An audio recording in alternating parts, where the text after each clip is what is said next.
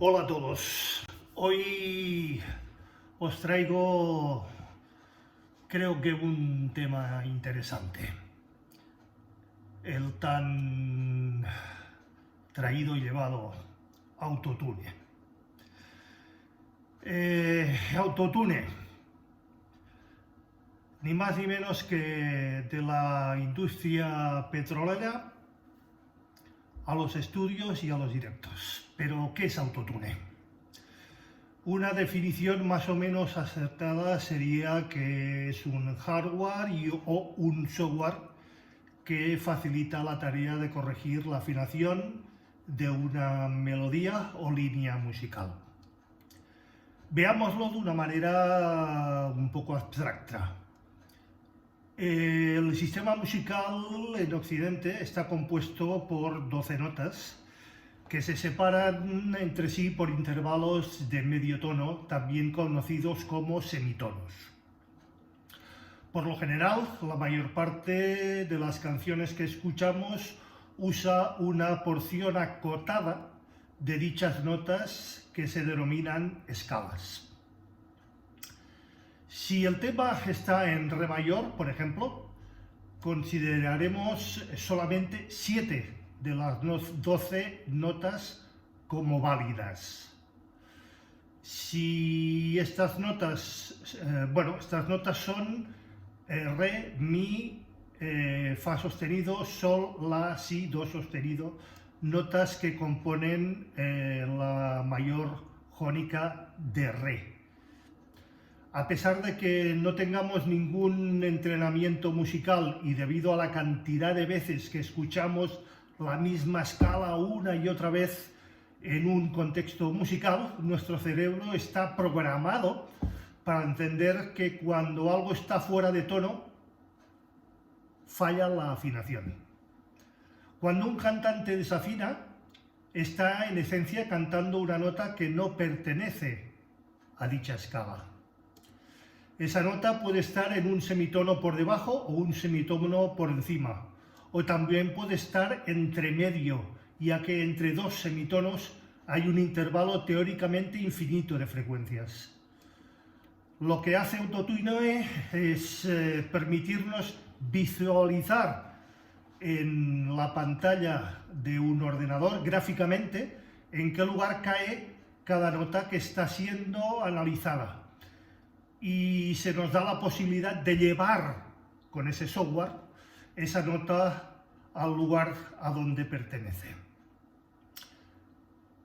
Para entender cómo funciona Autotune como un efecto, tenemos que saber que a diferencia de un instrumento, como podría ser el piano, el ser humano no ataca las notas instantáneamente, es decir, no ataca directamente un do cuando tiene que cantar un do, sino que arrastra la nota hasta llegar a ese lugar. Esto sucede en un periodo muy corto de tiempo y es lo que hace que suene humano. El autotune, como efecto, lo que busca es que el ataque sea lo más rápido posible y busca emular cómo atacan las notas un piano o un sintetizador. Bueno, ¿qué importa cantar mal? El increíble origen del autotune, el efecto sonoro que devora la música actualmente, el trap, el reggaetón, el pop, el jazz, la electrónica, etc., pues cabe decir que si escuchaste casi cualquier tema musical durante los últimos 15 años, hay altísimas posibilidades de que hayas escuchado este fenómeno, el autotune. La herramienta de sonido basada en un método de exploración geofísica se ha convertido en un lugar común y provoca tantas críticas como adeptos.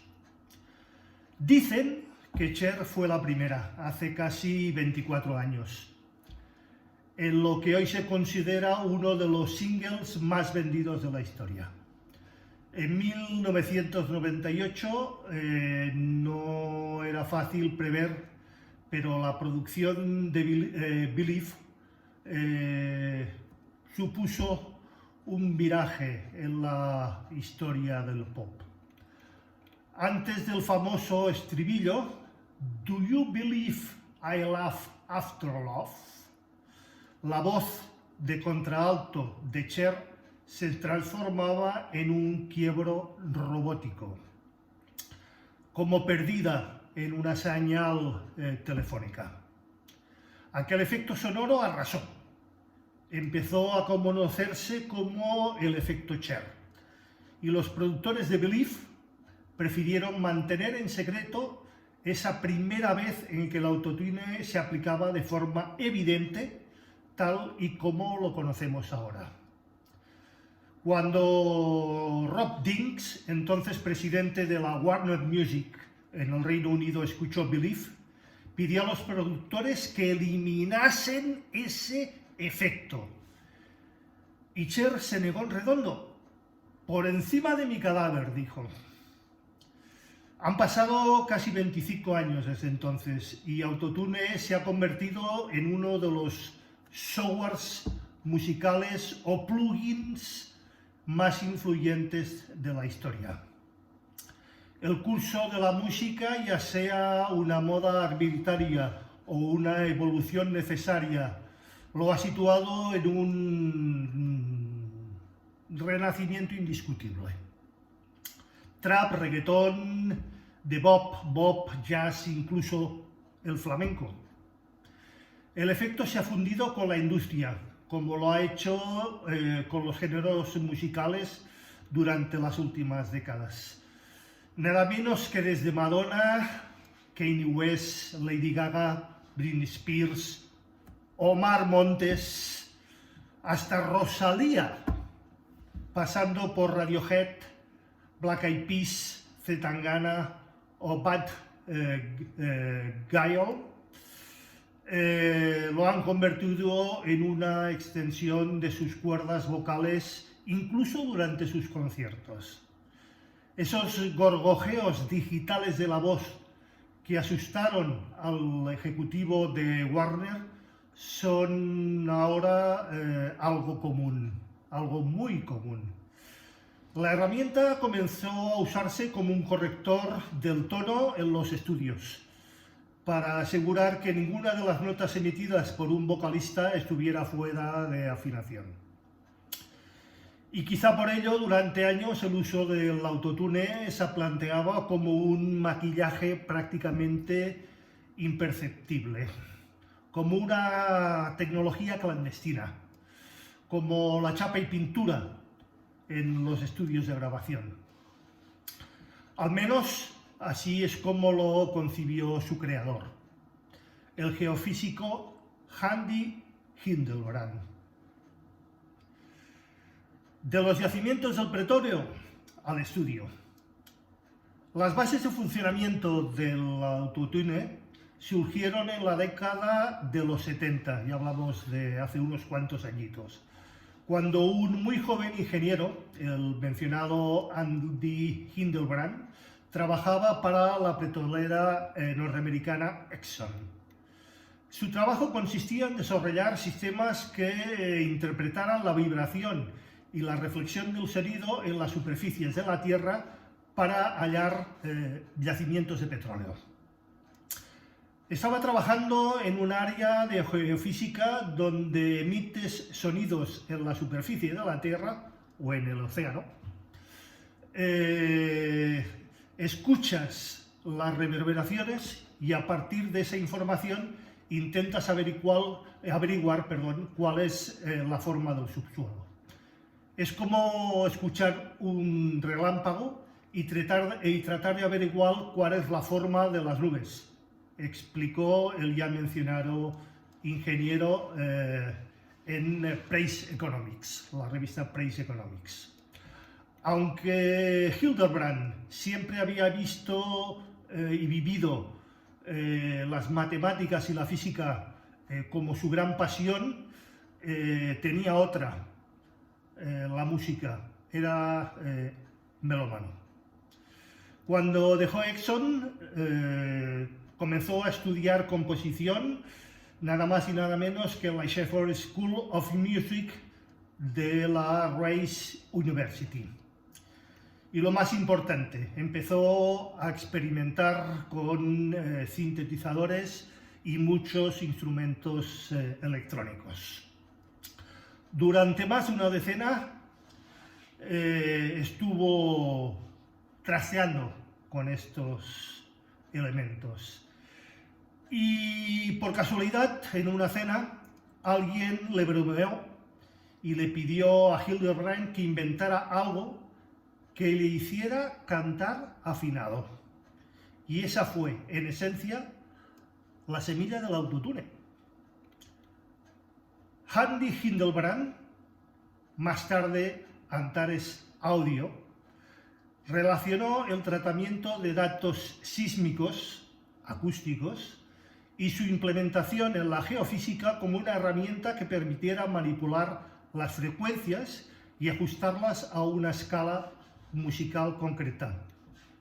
Durante 1996 inventó la primera versión del autotune en un equipo portátil. Comentaba, me lo quitaban de las manos. Al principio los estudios más importantes de Los Ángeles lo compraron para abaratar los costes de grabación. Las tomas y la postproducción interminables para conseguir una afinación uniforme ya formaban parte de la historia. Autotune había desterrado a los cantantes desafinados, incluso para algunos a todos los cantantes.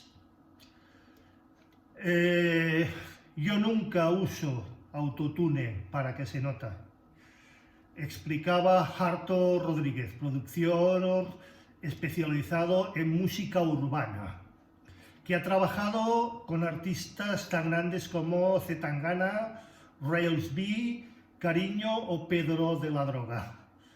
Lo uso a lo bestia, dice, para conseguir ese punto moderno en la voz, brillante y metálico, como de un robot, no como un corrector de la afinación. Rodríguez plantea la doble faceta de autotune, esa que le ha llevado a Time a incluir en su lista de los 50 peores inventos de la historia. Hecho que yo comparto al 100%. Es una tecnología que puede hacer que los malos cantantes suenen bien y los que realmente son malos suelen como robots, según asegura la ya mencionada revista Time, insisto, y que yo comparto. El autotune no hace que suenes bien, opina el productor Rodríguez. Sí es cierto que hay muchos artistas acostumbrados a cantar siempre con esta tecnología, pero esta no afecta al tempo ni a las melodías, no te va a arreglar la vida.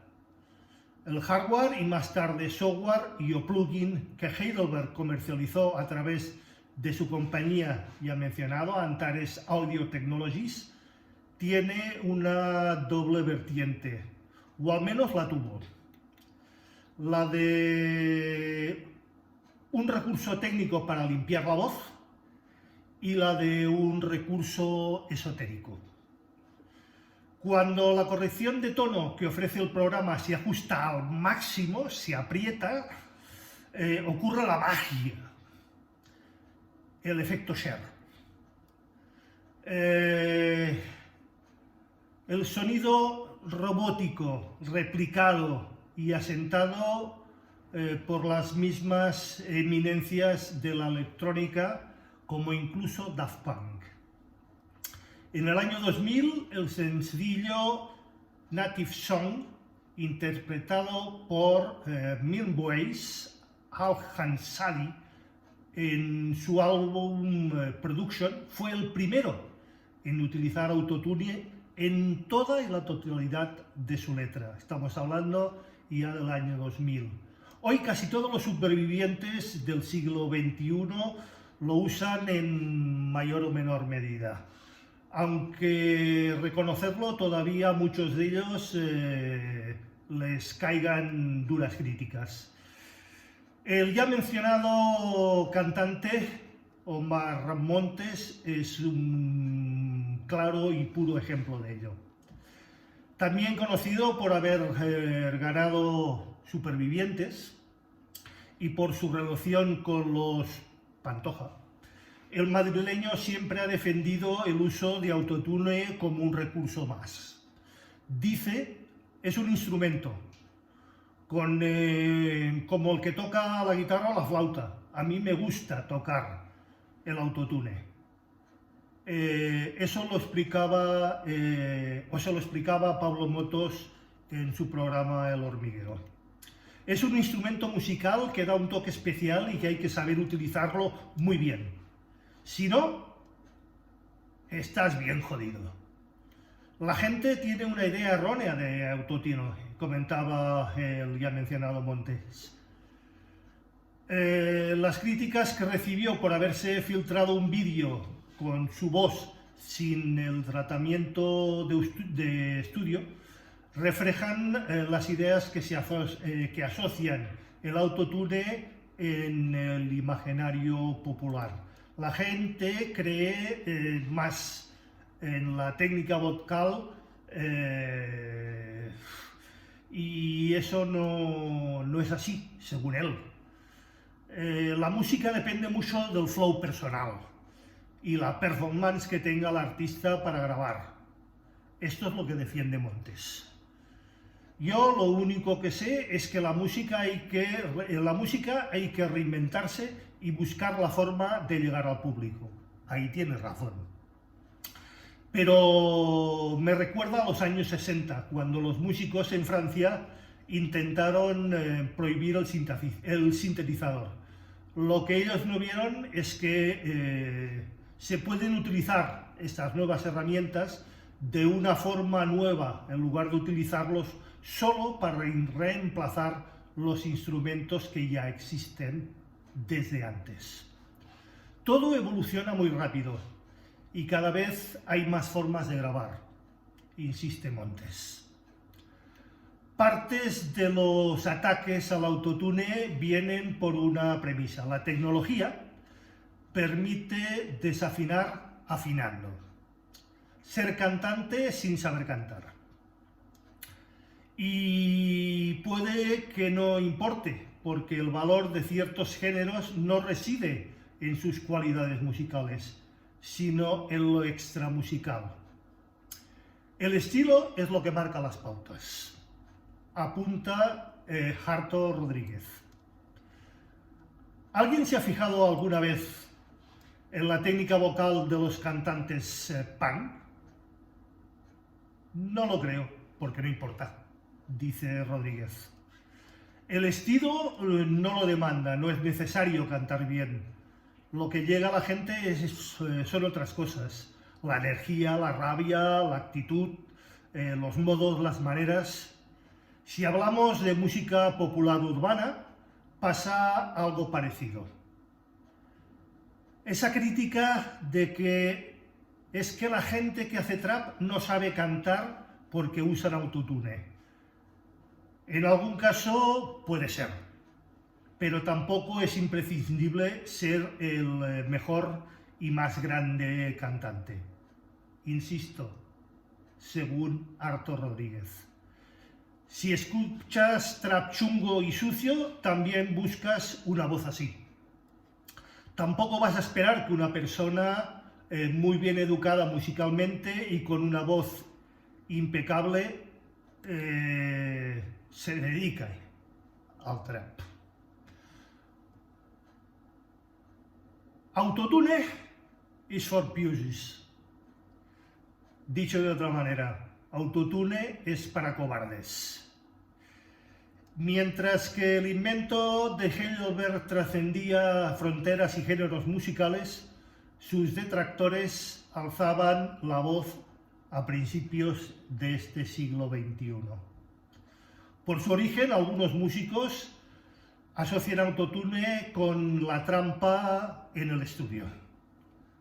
el artificio para esconder una técnica vocal deficiente, unas melodías simples y encorsetadas en un canon de la afinación mainstream. En 2009, Jay-Z lanzó su sencillo DOA, Death of Autotune, el mismo año en que Christina Aguilera apareció públicamente con una camiseta que rezaba lo ya comentado anteriormente: Autotune is for pussies. El autotune es para cobardes, más o menos. Quien sepa inglés sabrá traducirlo mejor. Los críticos, y yo también, sostienen que el abuso de autotune ha matado y ha destrozado la disonancia, y con ella la imperfección de la voz humana, sobre todo en la música en directo. Si desaparecen todos los sonidos que se encuentran fuera de una escala escogida, no hay espacio para la espontaneidad, el vibrato natural, la ondulación de la voz y la expresividad. Un canto plástico, uniforme y sintético. Eso es para muchos, y también para mí, un uniforme sintético. Y el oído colectivo terminará por rechazar lo que escape de esos parámetros, o al menos eso esperamos. Para Nacho Marco, ingeniero de sonido, productor, DJ y profesor en la Escuela de Berkeley, Valencia, estas críticas no solo son demasiado conservadoras, sino poco fructíferas. Según él, es una herramienta en la que todo el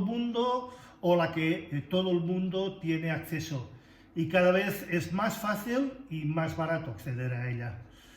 Democráticamente, la gente joven lo ha asimilado como la voz del momento. Si las cosas gustan porque sí, no se pueden hacer nada en contra de eso. Son las tendencias.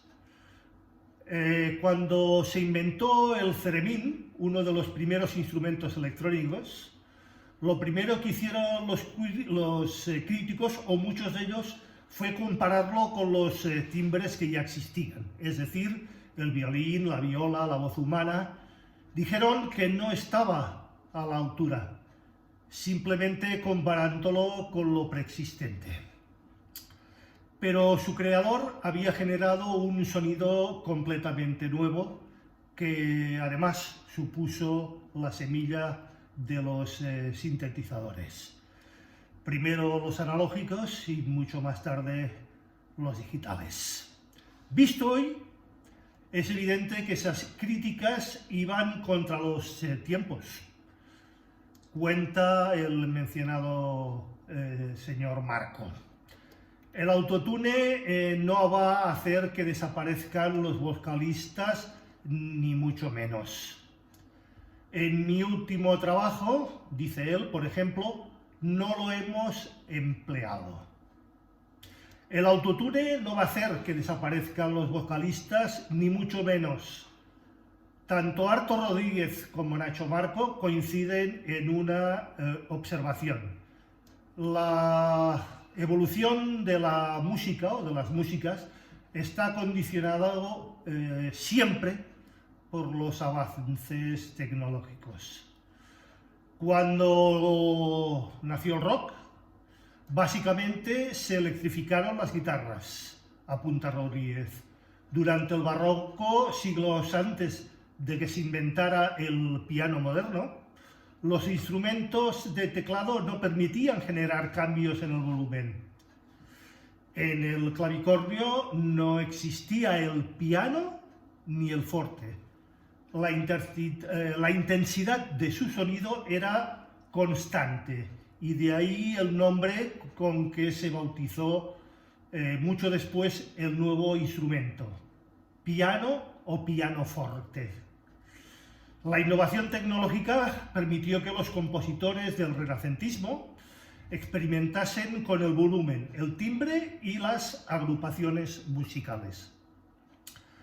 Probablemente la invención del piano o la creación de cuerdas sintéticas, las orquestas cada vez más numerosas marcaron la deriva de la música occidental y en más sentidos de los que pudiéramos imaginar. Creo que es más que obvio. De forma análoga, la irrupción de la electrónica y el tratamiento digital del sonido dio paso a una nueva y revolucionaria concepción de la música. Eso es evidente. Como lo hizo Hildebrand al comercializar su invento hace casi ya 30 años. Si Autotune ha provocado la desafinación, o ha provocado que la desafinación deje de ser un obstáculo, que la técnica de los vocalistas sea prescindible, esto es inevitable. ¿Qué significa hoy ser un buen cantante? ¿Y un buen músico? ¿Quién sabe si me atrevería con el reggaetón? Lo haría como nadie, observaba la cantante, compositora Marta Medina. Silvia Estrada, la pólvora que llega de México, dijo: la música urbana es desoladora. Paula Coroto dijo: no sabemos cuál será la canción del verano, pero será reggaetón cultural. Vaya por Dios. Dado que la inteligencia artificial está ya en condiciones incluso de componer música, lo del autotune se va a quedar en una pequeña y minucia anecdotaria. Lo malo no es la herramienta, es el uso que se haga de ella. Trampas, parches, engaños, siempre lo ha habido y lo sabrá. ¿Qué os creéis? Muchos grupos de los años 60 y 70 del siglo pasado nunca grabaron ellos mismos sus canciones. Hay claros y grandes ejemplos. Lo hacían por ellos músicos especializados de estudio o de sesión. Al final es la misma pregunta, la pregunta de siempre. ¿Qué es arte? ¿Qué es arte? Si el autotune solo fuera el problema, si el autotune fuera solo el problema. La industria musical siempre quiso tener un producto que pudiera controlar. A lo que tiene, pues fuera de los músicos de verdad, y listo, problema resuelto.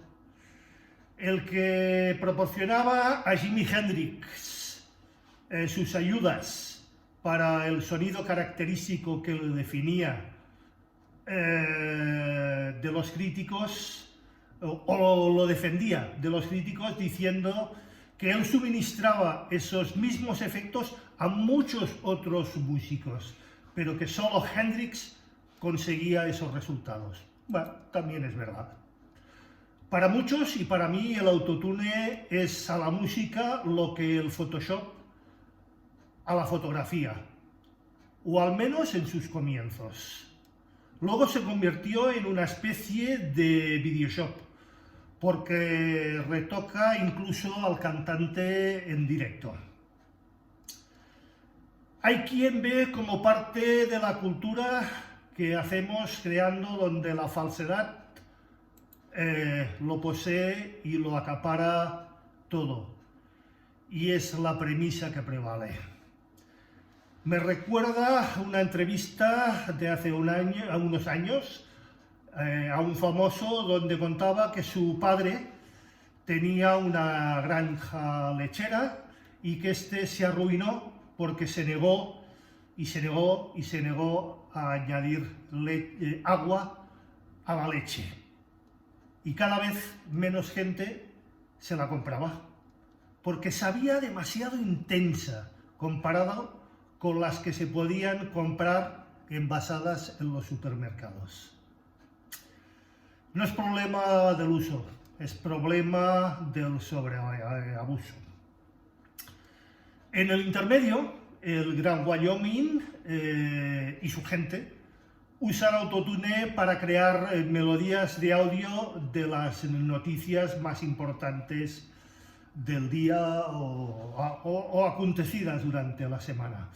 Manipulan digitalmente grabaciones de voz de políticos sobre todo y otros personajes públicos o personajillos para crear una melodía haciendo que parezca que estas personas cantan. Creo que lo habréis visto a los que sigáis ese programa y al Gran Wyoming. El debate está abierto. El debate sería sobre si es ético o no el uso del autotune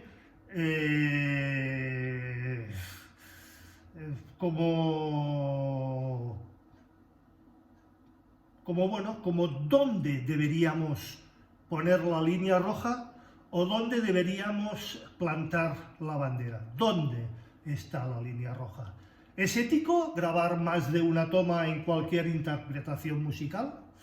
¿Es ético usar efectos que no pueden ser replicados en las interpretaciones en vivo? ¿Es ética la grabación multipista cuando ésta está más allá de lo que se puede conseguir por una banda en vivo? ¿Es ético el uso de microfonía o la suma de unidades samplers en una batería que nunca va a sonar en directo tan contundente o no debería de sonar en directo y sin amplificación tan contundente?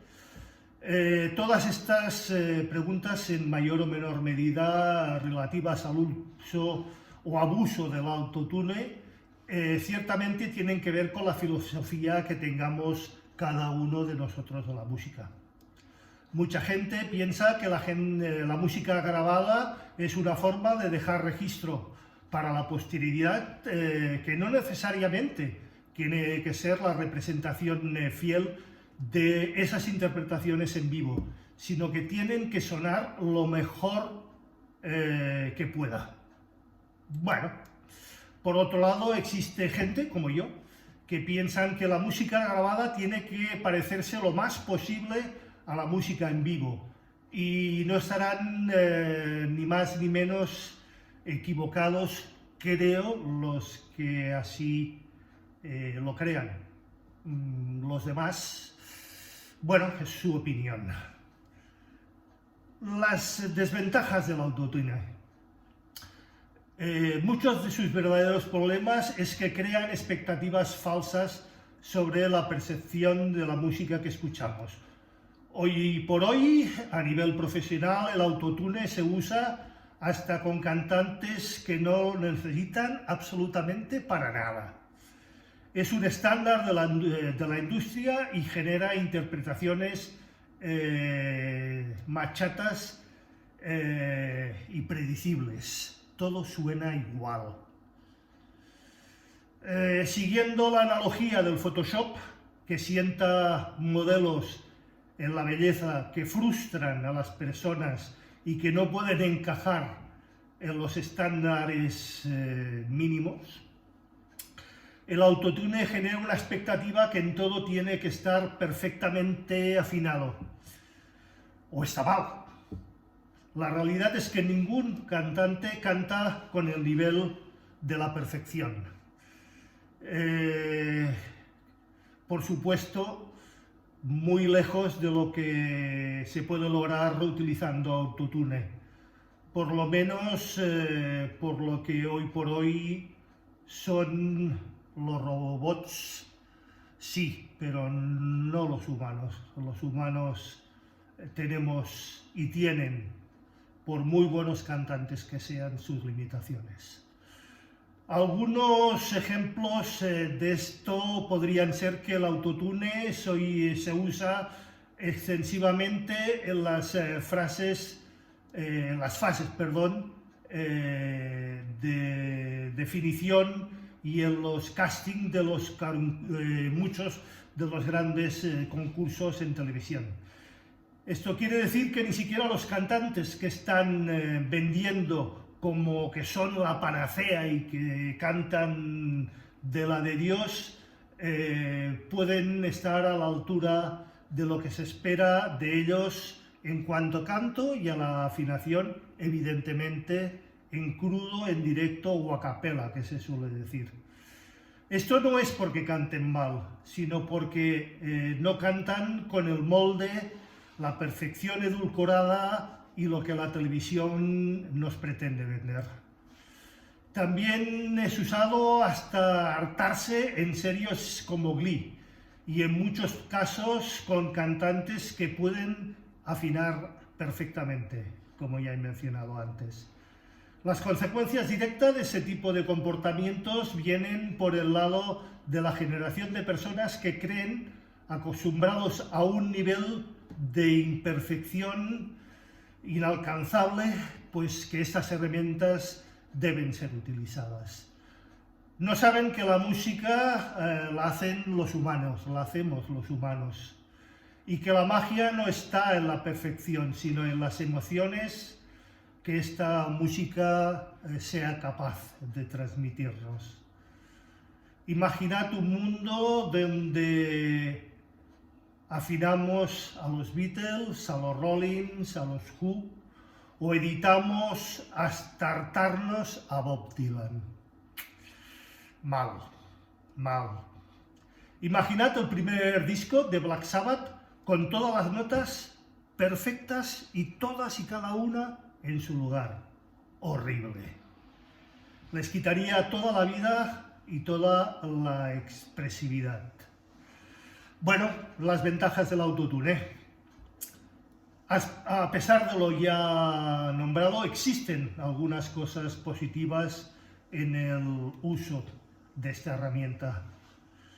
Como herramienta para los compositores, a estos les permite composiciones de voces aceptables para presentar como maquetas lo más perfectas posibles.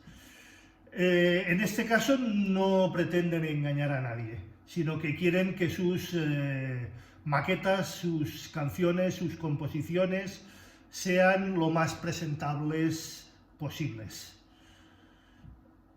También para conseguir tomas lo más rápido. Esto implica un menor tiempo en el estudio para el artista, menos costes. Hablamos de gente que puede cantar bien, pero que le cuesta sacarse los nervios de encima, o incluso les cuesta por estos nervios cantar afinado y ser expresivo y a la vez honesto al mismo tiempo. También para corregir errores puntuales. Esto evita tener que volver a grabar una y otra vez, takes y retakes, o incluso toda una obra por minúsculos erróneos fácilmente corregibles con el uso del autotune o, cuidado, algunos otros softwares que también existen similares. En conclusión, el autotune es sin duda una herramienta que llegó para quedarse. Se vislumbra un futuro cercano en el que no se use la corrección intensiva tanto en las voces como incluso en el resto de instrumentos. Bueno. Plantea un debate interesante, lo sigue planteando, como lo planteó en su momento la grabación multipista o la incorporación de los sintetizadores y los ordenadores al mundo de la música y del sonido. Hoy todo es digital. Creo que es una herramienta que puede ser usada para cosas muy interesantes, más allá de los mencionados defectos y de las imperfecciones y desventajas ya comentadas y que este elemento presenta. Lo único que diría es que al usarla tendríamos que tratar de ser cautelosos y éticos y no dejar que las tendencias nos consuman y nos hagan conformar un molde preestablecido, todo igual, todo idéntico, todo tal cual lo piden las nuevas generaciones. Como ya os he dicho, Cher lo utilizaba y hace años. Y ya sabéis, si os gusta lo comentado, os gusta el canal, suscribiros, dadle a like, compartid mis posts y mi canal y recordad darle a la campanilla gris para manteneros al corriente de todas las novedades. Gracias y hasta el próximo post.